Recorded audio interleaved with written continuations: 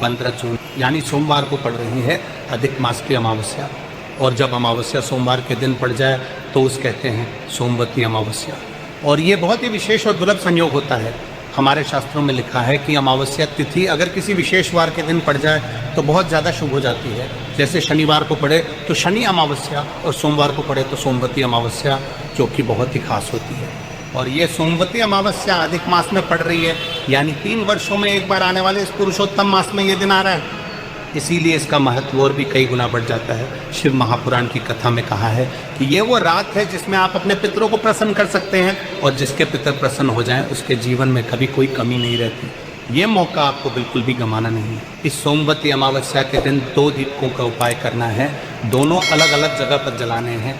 दोनों के बारे में एक एक करके समझते हैं। पहला दीपक माने घर में मटके के पास पहला दीपक आपको घर में जलाना है। इसके लिए लंबी बाती वाला दीपक लेना है। इस दीपक में सरसों का तेल या घी डालना है और इसमें 11 काले तिल के दाने डालने हैं।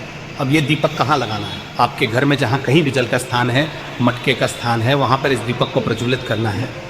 और इस बात का विशेष ध्यान रखना कि दीपक का मुख दक्षिण दिशा की तरफ होना चाहिए, क्योंकि दक्षिण दिशा पितरों की दिशा मानी जाती है। दीपक के नीचे आसन बिछाना है। एक छोटी सी प्लेट रख सकते हैं या थोड़े चावल के दाने बिछा सकते हैं। दीपक को सीधे जमीन पर मत रखना, ये चीज़ विशेष करके ध्यान रखना।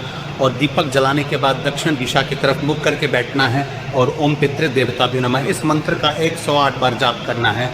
जहाँ मटका होता है वो स्थान पितरों का स्थान माना जाता है, और वहीं पर काले तिल वाला दीपक जलाने से पितर प्रसन्न होते हैं। काले तिल के दाने पितरों को प्रसन्न करने के लिए बहुत ज़्यादा खास होते हैं।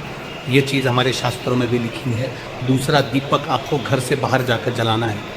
इसके लिए गोल बाती वाला दीपक लेना है। इसमें भी सरसों का तेल या घी डालना है और इसमें भी 11 काले तिल के दाने डालने हैं।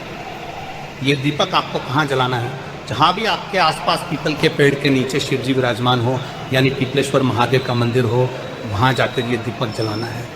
अब काफ़ी सारी जगह ऐसा होता है कि पीपल के नीचे शिवजी का मंदिर मिलना मुश्किल होता है। तो ऐसे में आप क्या करेंगे, किसी भी शिव मंदिर में जाइए जहाँ के बगीचे में या आसपास कम से कम पीपल का वृक्ष हो, वहाँ जाकर ये दीपक जला सकते हैं। और अगर पीपल का पेड़ भी पास में नहीं है तो आपको पितरेश्वर महादेव का नाम स्मरण करते हुए किसी भी शिव मंदिर में ये दीपक जला देना। अब यहाँ मंत्र जाप कैसे करना है, ध्यान से सुनिएगा। अगर पीपल के पेड़ के नीचे शिवजी के पास दीपक जला रहे हैं तो पहले पीपलेश्वर महादेव का स्मरण करना 11 बार, और उसके बाद ओम नमः शिवाय का जाप करना 108 बार। ये दीपक जलाने से आपके पितर प्रसन्न होते हैं और पितृदोष पितृ आशीर्वाद में बदल जाता है। जिसके पितर प्रसन्न हो जाएं उसके जीवन में धन की कमी नहीं रहती, घर में सुख शांति आती है, बच्चों के विवाह के रास्ते खुलते हैं, बनते बनते बिगड़ने वाले काम बनने लगते हैं। और दोनों उपाय करने का समय कौन सा है, ये चीज़ ध्यान से सुनना। 15 जून को सूर्यास्त के बाद ये दोनों उपाय करने हैं, दिन में नहीं, सूर्यास्त के बाद, क्योंकि अमावस्या की रात का जो महत्व है वो रात्रि को ही मिलता है। ये सोमवती अमावस्या अधिक मास में आ रही है। ये संयोग 3 वर्षों में एक बार आता है। जो व्यक्ति इस दिन पूरी सच्ची श्रद्धा से ये दोनों दीपक जला लेता है और पितरों को प्रसन्न कर लेता है, उसके जीवन में महादेव और पितरों दोनों की कृपा एक साथ बरसती है। ऐसा मौका बार बार नहीं आता। बहुत अद्भुत और अचूक उपाय है, ज़रूर कीजिएगा। वीडियो पसंद आए तो लाइक करना, चैनल को सब्सक्राइब ज़रूर कीजिएगा। मिलते हैं फिर एक नए वीडियो के साथ। श्री शिवाय नमस्तुभ्यम।